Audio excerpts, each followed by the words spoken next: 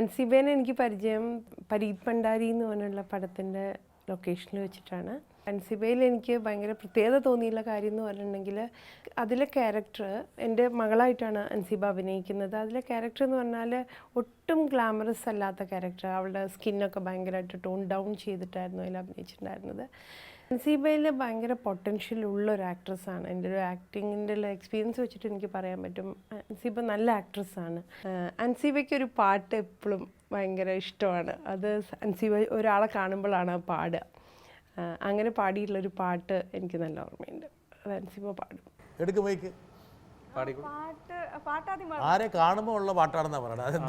അങ്ങനെയല്ല, അത് ഞാൻ കൈരളി ചാനലിന് വേണ്ടി അഞ്ചാൻ പ്രൊമോഷന് ഞാൻ എല്ലാ ചാനലിലും സെലിബ്രിറ്റീസ് ആയിരുന്നു ഇന്റർവ്യൂ ചെയ്തത്. സൂര്യ ആയിരുന്നു. അപ്പോൾ അതിൻ്റെ പ്രൊമോഷൻ കൈരളിക്ക് വേണ്ടി ചെയ്തത് ഞാനാണ്. അപ്പോൾ ഞാനാണെങ്കിൽ സൂര്യ ഭയങ്കര സൂര്യ ഫാനാണ്. സൂര്യൻ്റെ എല്ലാ മൂവീസും കാണും. അപ്പോൾ ഞാൻ ആദ്യമായി കാണുന്ന ഒരു എക്സൈറ്റ്മെൻറ്റിലായിരുന്നു. അപ്പോൾ എൻ്റെ അടുത്ത് പറഞ്ഞു സൂര്യ അത്ര സംസാരിക്കില്ല, അത്ര സംസാരിക്കാത്ത ഒരാളാണ്, ഭയങ്കര റിസർവ്ഡ് ആയിട്ടുള്ള ആളാണ്. അപ്പോൾ എങ്ങനെ ഇത് പ്രോഗ്രാം പ്രൊഡ്യൂസർ പറഞ്ഞു. അപ്പോൾ ഞാൻ പറഞ്ഞു ആണല്ലേ. അപ്പോൾ എനിക്ക് തമിഴ് സംസാരിക്കാൻ അറിയാം. ഞാൻ തമിഴ് സിനിമകൾ ചെറുപ്പം മുതലേ കാണുന്നതുകൊണ്ട് എനിക്ക് തമിഴ് നന്നായി സംസാരിക്കാൻ അറിയാം. അപ്പോൾ ഞാൻ സൂര്യ സാർ വന്നപ്പോൾ ഞാനിങ്ങനെ സംസാരിച്ചുകൊണ്ടേയിരിക്കും. സാറ് വന്നൊന്നും ഞാൻ കണ്ടില്ല. അപ്പോൾ ഞാനിവിടെ ഇരുന്ന് ഇങ്ങനെ സംസാരിച്ചുകൊണ്ടിരിക്കുക. അപ്പോൾ സാർ അടുത്ത് വന്ന് നിന്നപ്പോഴാണ് എല്ലാവരും എന്നെ നോക്കുന്നുണ്ട്. അപ്പോൾ ഞാൻ ഇങ്ങോട്ട് നോക്കിയപ്പോഴാണ് അത് സാറ് വന്നിട്ടുണ്ടെന്ന്. അപ്പോൾ ഞാൻ പിന്നെ ഇരുന്നിട്ട് തുടങ്ങി. അപ്പോൾ ഞാൻ തമിഴിൽ സംസാരിക്കുന്നത് കണ്ടപ്പോൾ അപ്രിഷിയേറ്റ് ചെയ്തു. അത് ചെയ്തിട്ട് പിന്നെ എൻ്റെ അടുത്ത് ഇങ്ങനെ കുറച്ച് നേരം സംസാരിച്ചിട്ട് പറഞ്ഞു എനിക്കിപ്പോൾ தான் புரிஞ்சிருச்சு நீங்கள் ദൃശ്യത്തിൽ നടിച്ചിങ്കല്ല. അപ്പോൾ ഞാൻ പറഞ്ഞു ആമാ. പറഞ്ഞു ഉങ്ക കൈ കൊടുങ്ക. ഞാൻ ഒരു ഫാനായിട്ടാണ് അവിടെ ഇരിക്കുന്നത്. അപ്പോൾ ഞാൻ പെട്ടെന്ന് ഞാൻ കൈ കൊടുത്തപ്പോൾ എനിക്ക് കൈ തന്നു. അപ്പോൾ ഞാൻ thank you.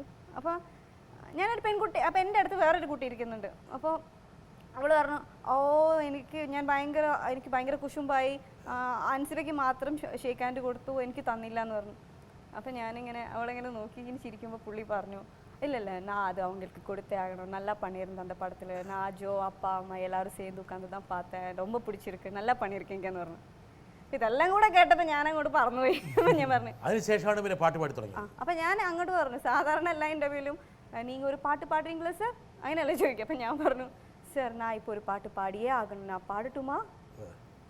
Yeah so why not sing എന്ന് പറഞ്ഞു സൂര്യ സാർ. അപ്പം ഞാൻ என் இதயம் இதுவரை துடித்ததில்லை, இப்போ துடிக்கிறதே. என் மனசு இதுவரை பறந்ததில்லை, இப்போ பறக்கிறதே. அது எதனால் புரியவில்லை, அதனால் பொடிக்கிறதே. இது சுகமா வலியா புரியவில்லை, கொஞ்சம் சுகமும் கொஞ்சம் வலியும் சேர்ந்து துரத்துகிறதே.